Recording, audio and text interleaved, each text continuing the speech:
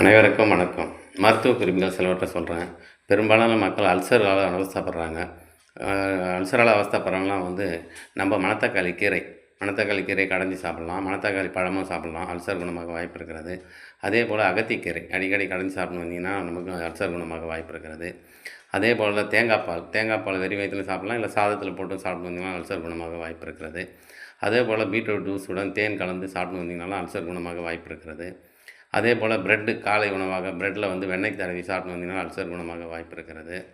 அதேபோல் நம்ம வாழைப்பூ சமைச்சு சாப்பிட்டு வந்தீங்கன்னா அல்சர் குணமாக வாய்ப்பு இருக்கிறது. கருப்பை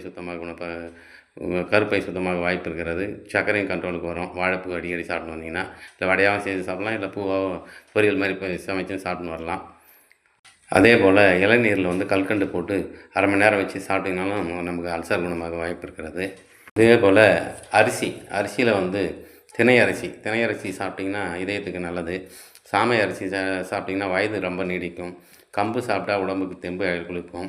அதேபோல் குதிரைவாலி அரிசி சாப்பிட்டா குதிரை பலம் பெறலாம். பனிவிறகு அரிசி சாப்பிட்னா பனியில் விளையும் பனிவிறகு அரிசின்னு சொல்கிறாங்க. அது புற்றுநோயை குணப்படுத்தும். கேழ்வரகு சாப்பிட்டு வந்தீங்கன்னா நமக்கு சர்க்கரை வியாதி கண்ட்ரோலுக்கு வரும். அதேபோல் கருப்பு கவுனி அரிசி சாப்பிட்டு வந்தாலும் நம்ம சர்க்கரை கண்ட்ரோலுக்கு வர வாய்ப்பு இருக்கிறது. அதேபோல் சவ் ஒரு 1/4 கிலோ எடுத்துக்கங்க. தோலை சீவிடுங்க. மிக்சியில் போட்டு அடித்து சாறு எடுத்துக்கங்க. அதை கூட நம்ம தேங்காய் பால் கொஞ்சம் சேர்த்துக்குங்க. தேங்காய் பால் ஒரு அரை கிளாஸ் சேர்த்துக்குங்க. அதனோட நாட்டு சர்க்கரை சேர்த்து காலையில் வெறும் வயிற்றில் குடிச்சுட்டு வந்தீங்கன்னா தைராய்டு குணமாக வாய்ப்பு அதிகமாக இருக்கிறது. அதேபோல் சுரைக்காய் தோல் சீவிடுங்க. ஒரு 1/4 கிலோ எடுத்து தோல் சீவிட்டு மிக்சியில் போட்டு அடித்து சாறு எடுத்துங்க. ஒரு கைப்பிடி அளவுக்கு கொத்தமல்லி எடுத்துங்க. ஒரு அரை துண்டு இஞ்சி எடுத்துங்க. ஒரு அரை எலுமிச்சம்பழம் எடுத்துங்க. இது 4ஐயும் போட்டு கொதிக்க வச்சு வடிகட்டி தேன் கலந்து குடிச்சுன்னு வந்தீங்கனாலும் நம்ம கல்லீரல் பலப்பட வாய்ப்பு அதிகமாக இருக்கிறது.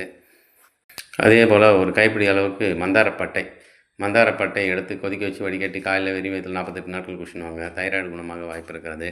அதேபோல் ஒரு கைப்பிடி அளவுக்கு சீத்தாப்பழி இலை எடுத்துங்க. 2 டம்ளர் தண்ணியில் போட்டு கொதிக்க வச்சு வடிகட்டி குடிச்சுன்னு வந்தீங்கன்னா தைராய்டு குணமாக வாய்ப்பு இருக்கிறது. அப்படி இல்லைனா ஒரு டம்ளர் தண்ணியில் நைட்டில் ஒரு டம்ளர் தண்ணி எடுத்துக்கங்க. பச்சை தண்ணி ஒரு ஸ்பூன் ஜீரகம் போட்டு ஊற வச்சுட்டு காலையில் எழுந்துச்சி வெறும் வயிற்றில் அந்த தண்ணியும் குடிங்க. அந்த ஜீரகத்தையும் சாப்பிட்ருங்க. தைராய்டு குணமாக வாய்ப்பு இருக்கிறது. அப்படி இல்லைனா வெள்ளை பூசணிக்காய் 100 ml எடுத்து 100 ml அளவுக்கு மிக்சியில் அடித்து சாறு எடுத்துக்கங்க. அது கூட கொத்தமல்லி தழையை போட்டு யாரையும் மிக்ஸ் பண்ணி அடித்து கொதிக்க வச்சு வடிகட்டி காலையில் வெறும் வயிற்றில் குடிச்சுன்னு வந்தீங்கன்னா தைராய்டு குணமாக வாய்ப்பு அதிகமாக இருக்கிறது. அதேபோல் வெள்ளாம்பழத்தை உடச்சி கொஞ்சம் புளிப்பாக இருக்கும் அந்த உள்ள பழம் சதப்பகுதி அதோட வெல்லம் கலந்து சாப்பிட்டு வந்தீங்கன்னா நரம்பு தளர்ச்சி குணமாக வாய்ப்பு இருக்கிறது. அதேபோல் அத்திப்பழம் சாப்பிடுவாங்க. நரம்பு தளர்ச்சி குணமாக வாய்ப்பு இருக்கிறது. கொத்தவரங்காய் அடிக்கடி உணவில் சேர்த்துனுவாங்க. நரம்பு தளர்ச்சி வாய்ப்பு கம்மியாக இருக்கிறது.